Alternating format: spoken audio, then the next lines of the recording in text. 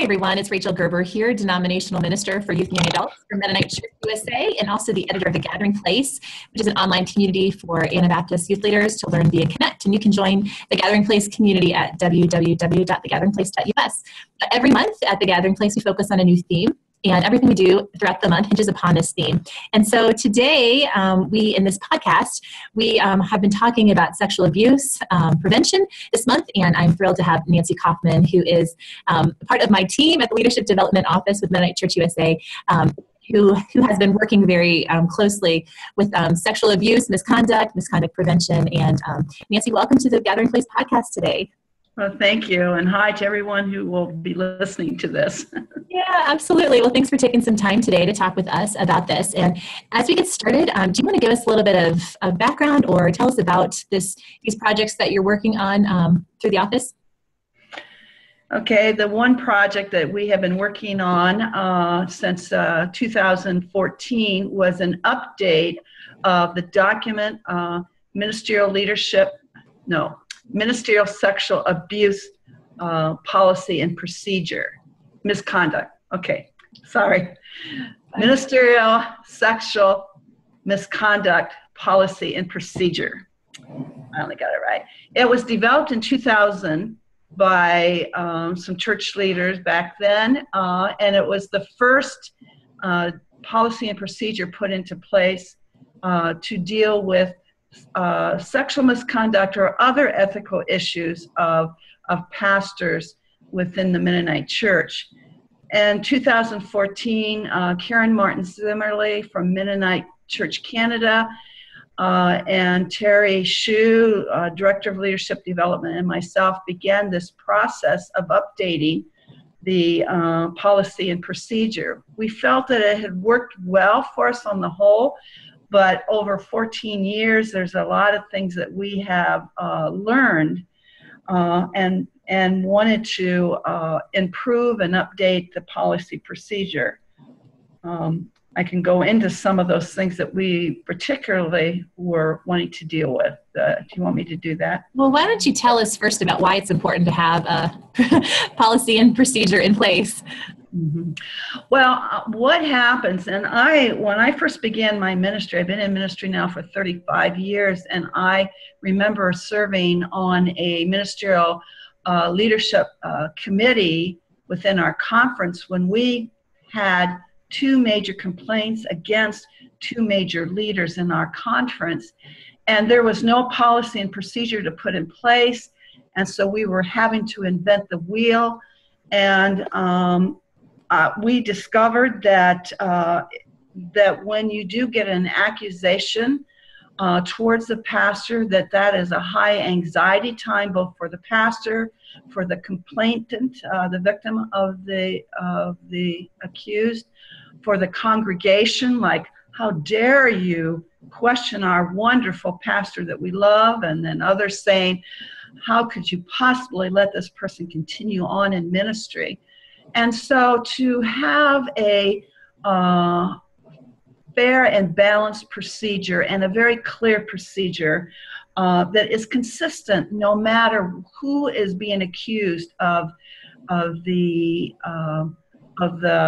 abuse, and so that the pastors know that if there's an accusation, there is one document that guides that whole thing. For complainants to know very clearly what is going to be the policy and procedure if I put this complaint out there. And then also, I think, too, if you don't have a policy and procedure in place, or if you have a policy and procedure in place and don't follow it, that could affect you legally in the future. So having that policy in place with the best wisdom that we have right now as a denomination for dealing and investigating is a safety for everyone. Yeah. Can you tell us a little bit about these procedures or policies? So for instance, let me just put an example out there. Let's say I'm a youth pastor in a congregation, and a youth confided in me that they've been sexually abused by their lead pastor. What do I do as that would be, also an issue of power with my supervisor. Who do I go to, or what would be that? If it is a minor, and you say youth, if it's a minor, then you need to report it to your state or local agency. You are required to. Now, some states don't require it, but Mennonite Church USA says whenever there's a minor involved, we want you to report it whether your state requires it or not. To the police. And you're not, when you're reporting, you're just saying, I have received this. You're not having to do the investigation yourself. You're not having to substantiate whether it's true. But if you received it, that's all you're giving. You're passing on information of something you received, and then they take it from there. And if it is against your supervisor, I would immediately, after you called, state or local authorities, that you immediately report it to your conference minister. And that will help to protect you against your supervisor in one sense. It may not completely protect, but at least you've got somebody in your back court who has an understanding of this procedure and policy. And so you're doing the right thing. You're doing the moral thing. Yeah, I think that's really important to highlight too, is that especially in dealing with minors, to go to the local authorities, versus trying to figure out the next whatever down the road, but it's immediately, how to do this mandatory reporting for safeguarding. Absolutely. And I would add another scenario to what you just asked. Say there has been somebody in your youth group and they have graduated, and they're past minimal, or what's the word? They're 18. Minor. They're not a minor anymore. Right. But they have now, they're in college and they have confided in you that the pastor did something to them 4 years ago. Well, okay, you must immediately report that to your conference minister. We don't care. That's one thing within the new policy and procedure, is that it doesn't matter if it is going on now, and if it's a pastor who no longer is in your church and they say, well, Bill Smith did this to me, still you must report it to your conference minister, because we say whether the person, if it's a pastor in your congregation, whether they are credentialed or not credentialed, whether they're alive or dead, whether they're still in the assignment, whether they are a pastor who gave up all their credentials, because that's one way perpetrators get around the system to say, well, I've given it up, so how can you come back to me? This new policy stresses it doesn't matter. It needs to be reported. So don't worry. And if you report it and you get some feedback later from someone, that why did you report that, you as a youth pastor or associate pastor can say, we are required by our conference to do that. Absolutely. That's great. Yeah, absolutely. It's absolutely needed. Absolutely needed. Yeah. Well, can you tell us, just to shift a little bit from the reporting to, as a pastor, what do you suggest in terms of creating good, healthy boundaries for us in a ministerial position to hopefully not ever be in a position of misconduct? Do you have any words regarding creating healthy boundaries for us as ministerial people? Well, yes. One is, and hopefully you maybe had a chance to do that earlier before you actually got an assignment. But if you have not had a chance to do that, I like to use the phrase, make sure you clean out your closet.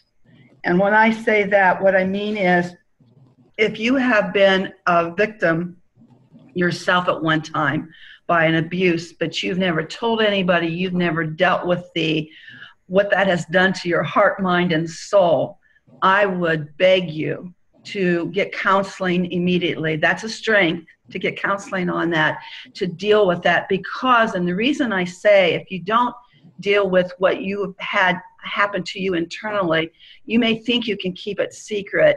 But if you ever have to deal with an individual who comes to you and say, I have been abused by such and such a person, and you've now got to follow through up on this, that brings up your own issues. And you have to be very careful that your story and your issues don't overtake the person who's reported that they have been abused, so that you do not re-victimize them, because suddenly you're putting your story on top of them. Gotcha. And I've seen that happen so many times. I cringe. And the other thing that I would say too, in cleaning out your closet, if you are having issues of pornography or anything like that, again, do not think that you can keep it quiet or under control, because you might be able to keep it under control for a while, but if you want to have some documented stories, I wouldn't use the names, but I can tell you a number of pastors who ended up no longer in pastoral ministry because they crossed the line and they thought they had been controlling their issue very, very well. And so get help as soon as you can. Get counseling from somebody who really knows about pornography, not just any counselor, but someone that really can deal with that, or if you have other tendencies. And I would say, again, talk to your conference minister to ask them to help, you deal with that. If it would ever come out, especially if you have pornography issues, children, if that's where you are with your pornography, then I would probably encourage you to step away from ministry. Just be up that front. You don't, please don't. Continue on. So that is, I call it cleaning out your closet. This next thing then I would say that is helpful for pastors is to make sure if you are married, make sure that you and your partner's relationship is in a good place. And attend to that, because I've seen too many situations where a pastor, the spouse, and they are having a struggle, and instead of really dealing with it, suddenly they seek out somebody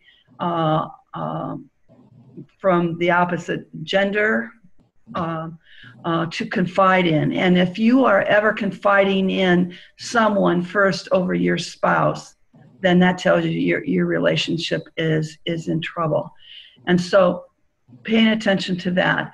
The other is that I would say make sure that you have a healthy balance between your work, your home, your physical well-being, and your spiritual well-being. Even having a hobby that you can do on your day off that is totally different. I don't know, painting houses. I don't know what it could be, but anything, crocheting or knitting, anything. But making sure that you have a good balance, because I think it is so easy. It's so easy for you to either get burned out or so close to the line of burnout and you don't really realize that. And I will give a testimony to that.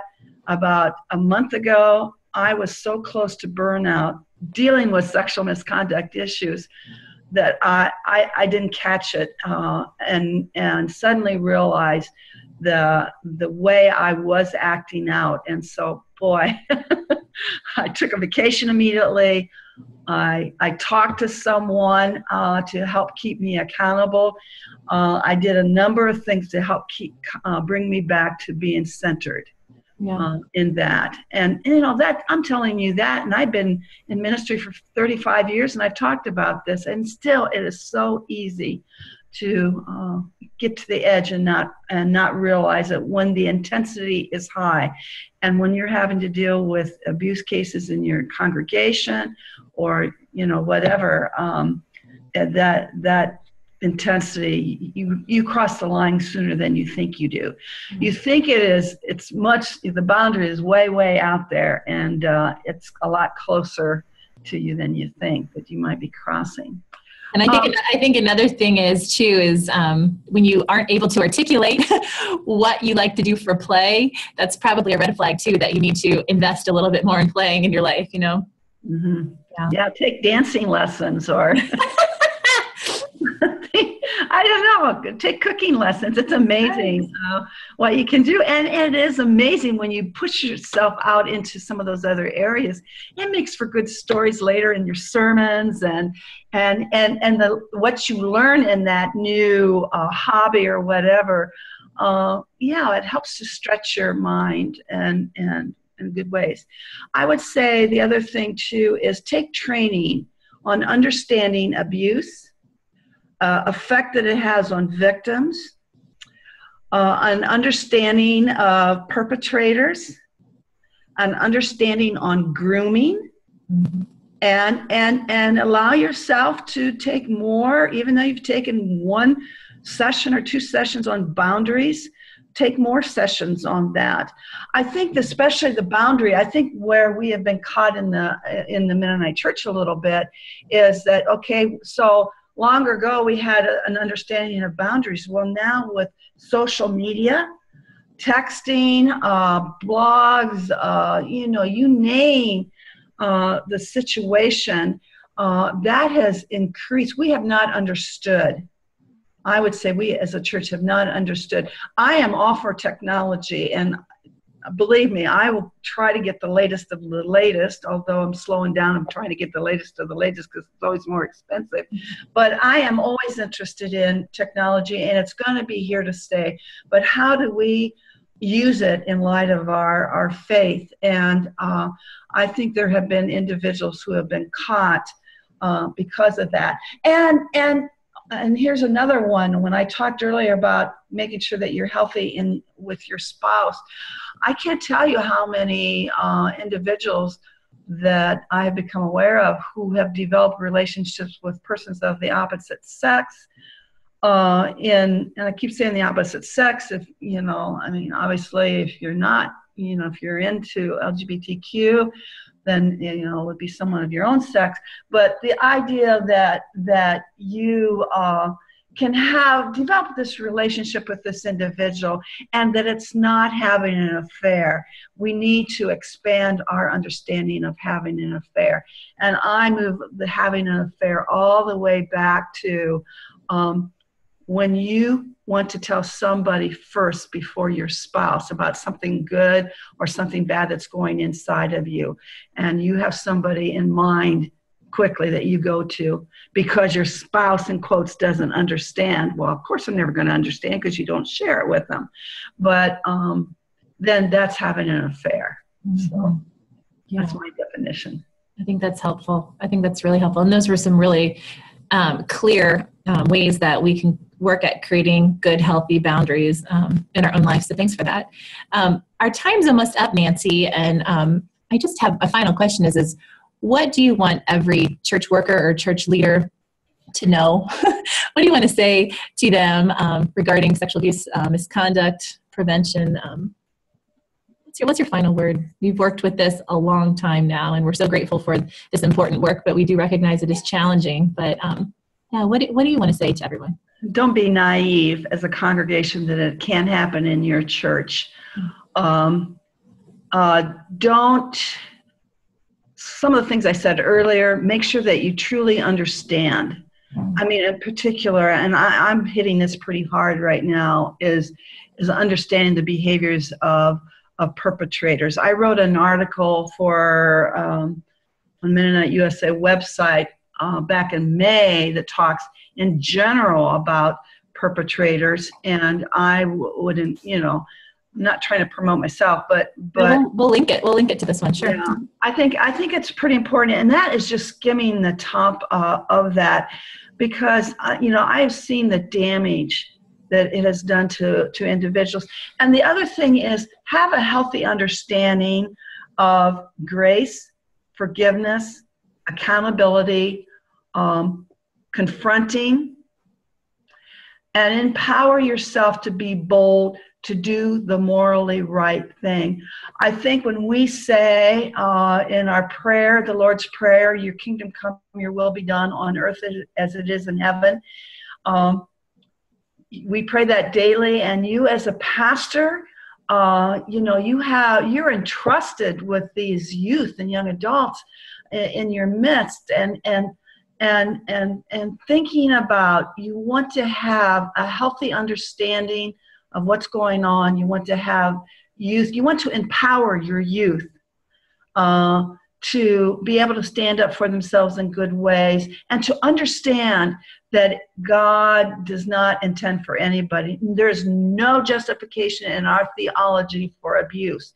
And one thing I would say quickly is, the people who have the hardest time coming victims to moving to survivors to thrivers, who have the hardest time to move through that process, are those who have been abused by someone they know, and particularly someone within the church, because oftentimes that leader will use theology to keep this individual in place so that they continue to abuse. And so they are tainting the understanding of God. And so, please be aware of that. Cheap grace, no one, here's another thing I'd like to say. If you have somebody who says they admit to an abuse issue, you confront them about it, and they say, oh, yes, I did, but I am sorry, and I'll never do it again. Often the perpetrator will use that. Well, so then that means you need to forgive and forget. There is no such word as forget. I don't mean, you've got to follow through with accountability. They got to be willing to be accountable. And once somebody has abused a child, it's never a one-time thing. Never a one-time thing. It's addictive to them. That's terrible. Yeah, well, I'm very grateful for the work that you're doing on your denomination. Like I said before, it's hard work, but it's necessary work. And I, for one, am grateful for the work that you're putting forth in this to remind us and to create a healthier church and a God-honoring church. So thank you so much, Nancy, for your time today on the Gathering Place, and continued blessings to you in power and energy and strength, and may you recover that zeal again. So thanks again, and until next time, Gathering Place, thanks a lot. Okay, blessings to everyone. Thanks.